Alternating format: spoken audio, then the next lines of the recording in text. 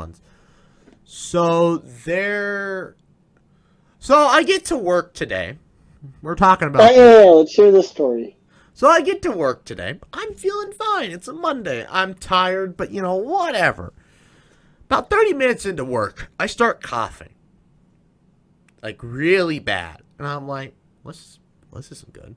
And I swear I could see her eyeballing me, my manager, just like. Did you get a drink of water?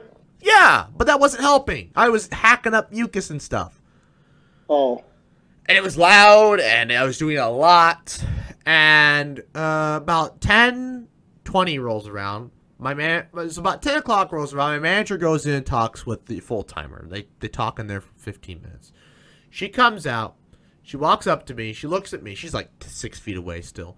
And she's like, "Are you sick?" And I'm like, "I hope not. I was just sick. I don't think so. I'm just having a coughing fit."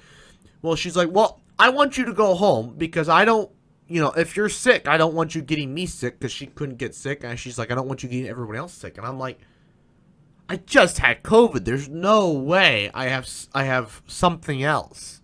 I mean, it's possible that COVID weakened my immune system, but there's no way. Well, so She went home. So she sent me home. The funniest part is the full timer. He was having stomach issues because he'd eaten he'd eaten like a bunch of like unhealthy food the night before, and it just didn't sit with his stomach, and so he was not feeling well, and he wanted to use his half day today. Oh no! Instead, I get sent home, and the funniest part is I coughed twice. After that, it was only because I was recording the Kepler's Law video, and I wasn't drinking any water, and I was exerting myself. You finally finished that? Yeah, it's done. That's actually that's what's in the background here. I don't know if you can tell. Did it come out good? It's all right. Yeah. There are parts of the script that you just kind of read.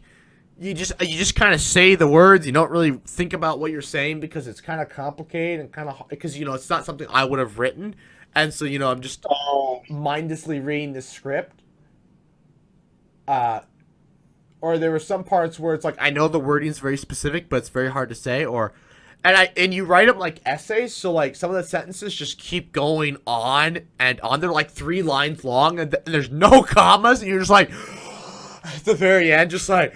Yeah, I have a bad habit with run-on sentences. I got in trouble for run-on sentences, but you are the king, my friend. You are the king of run-on sentences. There was this one. I don't even remember what it was, but it just kept going. I'm just like, I had to clear my throat. So it's not as bad as in English class. Jeez. It's not as bad as when I was in English class, because when I was in English class, I would just be writing, and I'd always be running out of things to say, and so I'd be always reading over my work as I go. And whereas with this, it's like there's so much to say that I just be writing and writing and writing and writing and not even realize that, oh wait, I haven't put a period yet. Well, because there's so much I wanted to say. Well, so I had set myself a goal of 6 videos Saturday. I started 5 of the 6. Mm-hmm. I now have finished the 6th video today, thanks to my more than a half day.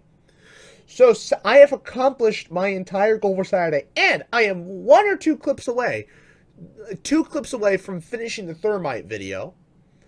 All I gotta do is do the copper thermite and then the conclusion.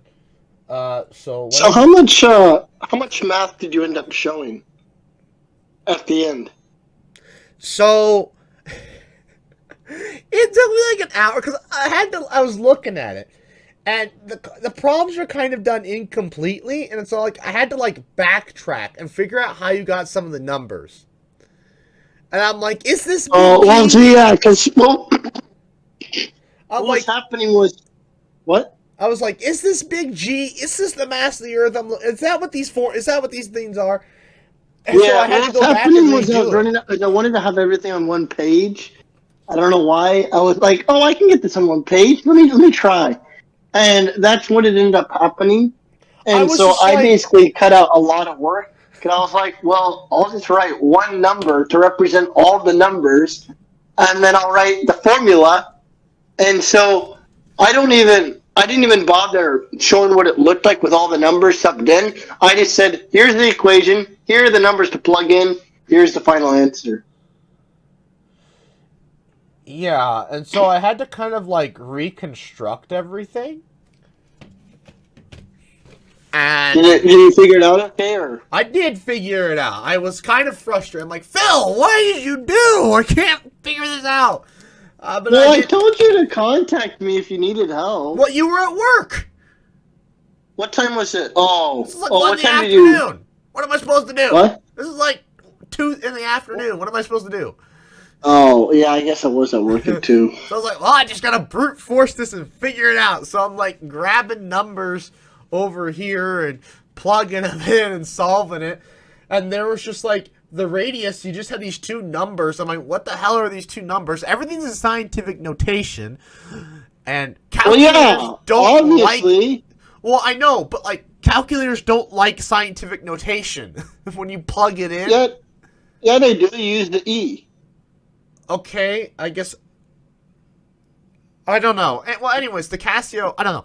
Point is, it doesn't like scientific notation. Oh, the 2 numbers. Are you talking about the ISS orbit? Yes. Yeah, because I have the radius, and then the second number is the height. I was just like, the amount of stuff you wrote out, I'm like, you could have just written it in full form, and it'd been fine. I was like, to the 6th power, and you had 3 decimals. I'm like, you realize 3 more zeros, and you've been done? I was just like, what is the point? It was less space. Well, the thing is, I don't